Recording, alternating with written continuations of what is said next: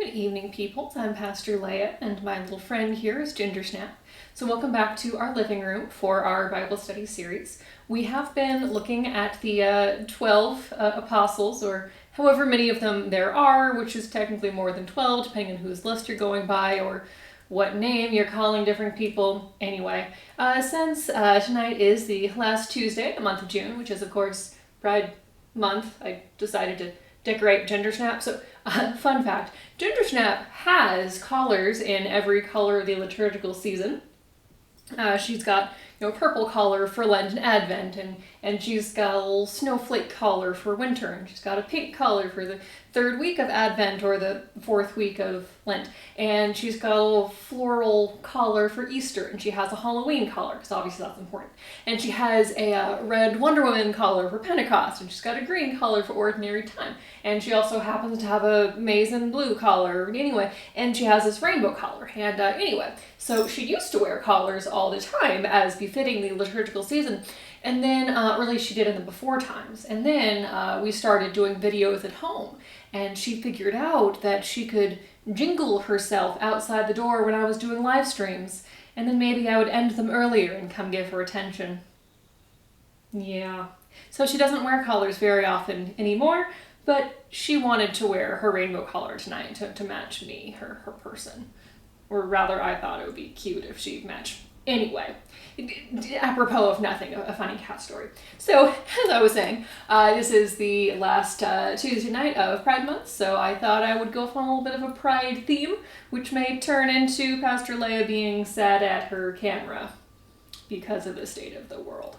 Anyway, so I wanted to share a reading from the Gospel of Mark, chapter 12. The ribbon is a bookmark, it is not a cat toy. One of the scribes came near and heard them disputing with one another, and seeing that Jesus answered them well, he asked him, "Which commandment is the first of all?" Jesus answered, "The first is, 'Hear, O Israel, the Lord our God, the Lord is one. You shall love the Lord your God with all your heart and with all your soul and with all your mind and with all your strength. The second is this, you shall love your neighbor as yourself. There is no other commandment greater than these." This is the word of the Lord. I actually have a bracelet that says you shall love the Lord your God with all your heart, with all your mind, all your strength, on a bracelet that I would wear because it seemed appropriate. So, we as Christians don't always have the best reputation because we're often known for being hypocritical and not loving our neighbors very well, which is not the best reputation to have. So, story time. Once upon a time, when I was living in California, I was in college, and so California, in their elections, there's like a whole bunch of like a whole long list of propositions on like every election, and it was very confusing to me, like when I moved to New Jersey and then when I moved out here, that there would be like maybe 3 other things to vote for other than like people. And so it's like, where are the rest of the propositions? Like, where are the other 23 propositions? And apparently that's just a California thing. Anyway, so in the year 2008, when I was in college, there was a proposition on the ballot that was there to take away the already established legal right of same-sex couples to be married, which was a rather, I believe, unprecedented move in California law at the time. And so a friend of mine was the president of the GSA, the Gay Straight Alliance, on campus that year. And so I asked, hey, what can I do to help? Because this proposition is kind of awful for a lot of reasons. And she said something that's just stuck with me for so long, 14 years at this point. She said she was surprised that I asked how I could help because she knew I was a Christian, and so from her perspective, I had come out of the woodwork because I was the last person she expected to support her. Which, in retrospect, means that she is an incredibly kind and gracious person to have been my friend in the first place. Assuming that about me, but also I hate to think that I live my life in any way that someone would just assume that I fundamentally don't believe in their personhood. Anyway, so I have a little vintage relic here. This is my No on Prop 8 pin from the year 2008 that I was wearing in college, that I, of course, still treasure and keep on display. And so I was wearing this pin at a protest that I went to in Walnut Creek, I think? I don't quite remember. Not really the point. And so it was a group of students, and at least one of our professors, I think, was out there. We had little signs. The professor's sign was something along the lines of, my straight marriage is not threatened by your gay marriage. And so, we had signs like, be kind and love your neighbor, and no on Prop 8, why eliminate rights, as this pin says. And there were many cars, to be fair, that would stop and roll down their windows, honk and support, and be like, yeah, good job, we support you, like, good for you, whatever, or thanks for standing up for me. But there were also cars that rolled down their windows to curse and swear at us, and even several who spat at us from their cars as they were driving by without even saying anything. And being spat at is not something that you forget, and it was kind of a horrible thing to go through. And just to think that the fact that I was standing on a corner holding a sign supporting people's rights was enough to get spat at was eye-opening. I'm sure many other adjectives that honestly I can still barely comprehend that this happened, much less why it could have happened. And this was 14 years ago. Yeah, but that's the reputation that we have. Here's where it devolved to me being sad on camera. Because that was a horrible experience. And living with that is just a lot. So I'm not sharing friends' personal stories this week that are really getting to me either. But if we love each other, well, first of all, we're not spitting at each other.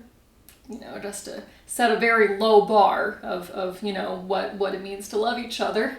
But we support each other and we listen to each other. And in our current culture of inflammatory language, it can often feel like we are talking at each other rather than talking to each other. And we build up so many buzzwords and key terminologies that are very loaded pieces of language, and we often hurl them at each other rather than actually listening to each other. One good practice in conversation is to say, so what I understand you're saying is this, before moving on, because you might be having an argument from two very different places. Conversations are good to have, much better than talking at or yelling at each other, as the case perhaps more often is. But it would be cool if we as Christians were known for what we are for and not what we are against. And our willingness to accept people, because that was kind of Jesus's thing. It would be cool if we could be more like Jesus, who also, of course, never said anything about homosexuality, in part because this was not a concept that existed in the first century. As a word, it was coined in the late 19th century, I want to say 1860 something, might have been 1870s, not the point. Very recent word. Anyway, so we should be nice to each other. And much can be said about how more modern Bibles in the last 150 years or so have translated certain words. I've done previous videos on this. And, much can be said about deeply held personal convictions that I do want to respect. But even then, LGBT teens being kicked out by their families is the cause of up to half of all homeless teenagers in this country, which is wrong. So maybe if we had a more accepting culture and promoted welcoming each other and being more open-minded and not disowning our children, we could significantly reduce a very, terrible problem that we have in this country, and that, children should not be homeless. The rates of teen suicides plummeted as marriage equality was enacted across the country, and it was really interesting to watch those numbers going. Because people need to be told that they're valuable human beings and that God loves them, and that, we are willing to love them and have conversations.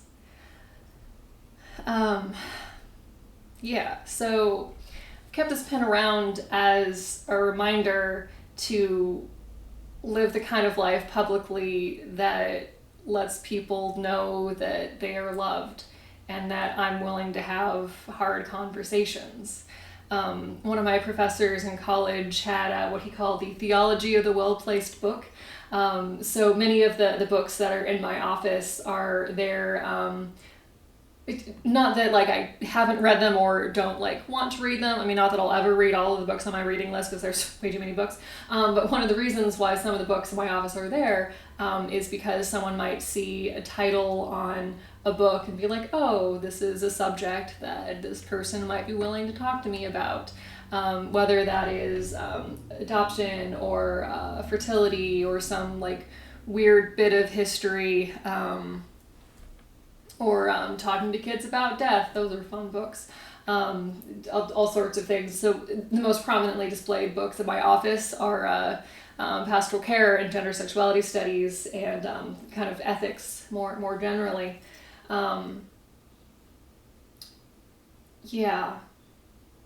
We should be nice to each other is a thing I'd kind of like to say this week.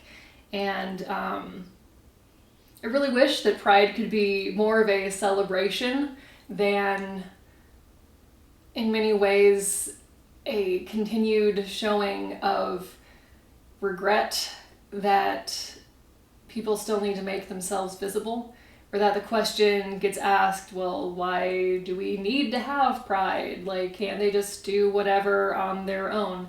And that's because, as a friend of a friend very memorably said, you don't have to be proud of something you've never been made to feel ashamed of, which has really stuck with me.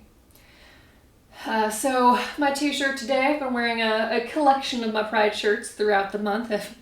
I've got many of them.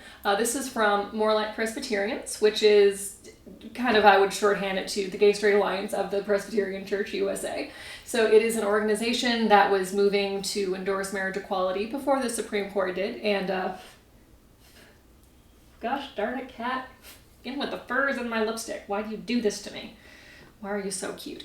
So we as a denomination said that pastors could marry anyone as long as that marriage was legal in the state where they were performing the marriage. So I think that's a great thing that the More Light subgroup of Presbyterians was campaigning towards that and being open and accepting, and puts out a lot of resources for small group conversations, adult ed, worship resources, and just visibility. Because people should be able to, see someone that they can relate to out there in the world, because weirdly enough, there are humans in this world who are not just, straight white dudes. Sometimes it can be hard to, see that, but anyway. I think I've done a somewhat decent job of biting back some of my snarkier snark that I've been. Anyway, well, my cat is purring at me, so maybe that's helping me be more balanced. Yeah, so anyway, my wish for Pride is that it could be a celebration and not a wish for a better world. It would be cool if, Pride banners weren't ripped down, or when I was helping put up signs with like talking points, or for Proposition 8 in college, they all got torn down very quickly. Yeah, that was a pretty rough election to be going through. It was very emotionally charged semester, and a deeply disappointing result that California did pass Prop 8, and so we took away the established rights of a minority group, and among the reasons I don't live in California anymore. So yeah, rainbows. I like rainbows. They're my favorite color, in as much as rainbows are a color, and I think that they are important to wear. So one of my favorite rings is little rainbows, and I always make a point of wearing rainbow jewelry when I serve communion as an illustration of everyone is welcome, regardless of what spectrum of the rainbow you fall under, which is also why we always have gluten-free wafers individually wrapped, in addition to whatever other kind of tasty bread I have made for communion. Shameless plug, join us this Sunday, we're sharing communion. I haven't decided what kind of bread I'm making yet, but I will be baking bread. Comment below if you have a recipe request. I don't know.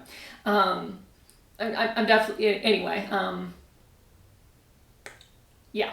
So, no, if you've got friends who are LGBT, maybe shoot them a message this week. Be like, hey, for the record, I care about you, even when many aspects of society act like they don't, because sometimes that can be a very needed message to be heard.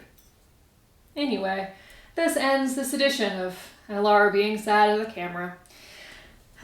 So let's wake up the kitty so that she can say goodnight until next time. Please don't bite my earring. It's not a cat toy, it's jewelry. Hey.